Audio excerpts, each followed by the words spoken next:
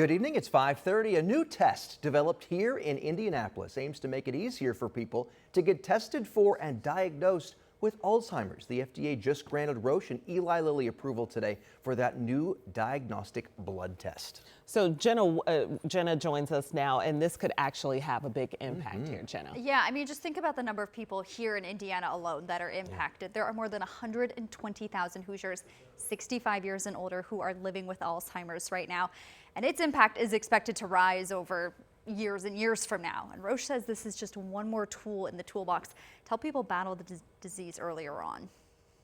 Alzheimer's is a disease that touches millions and many more who go undiagnosed.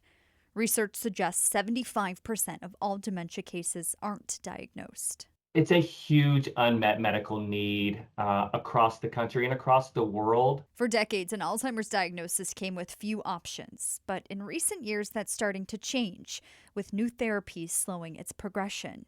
But timing is critical.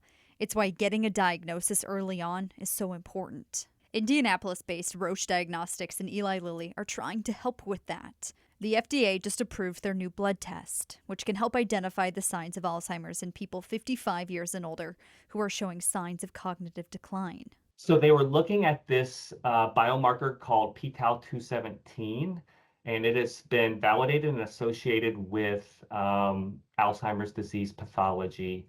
And it's a really good marker for identifying those patients who have the disease. It's looking for amyloid, a protein linked to the disease, and can give a positive, intermediate, or negative result. While not a standalone diagnostic test, the idea is that it's simpler and more accessible to people than a PET scan or spinal fluid test, which can be invasive and expensive. I see this as being one more tool in the toolbox that allows for us to really get a diagnosis earlier on for these patients. A new tool to help people get to the new therapies faster. As for that next tool, in this field, everybody wants to get better and better. Krista Makin says research is looking at asymptomatic diagnoses and treatments even earlier in the disease stage.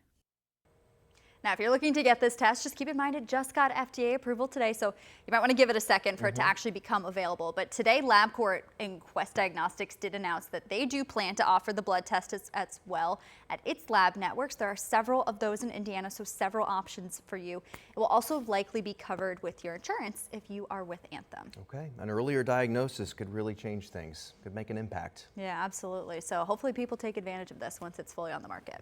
All right, Jenna Webster reporting tonight. Thank you, Jenna.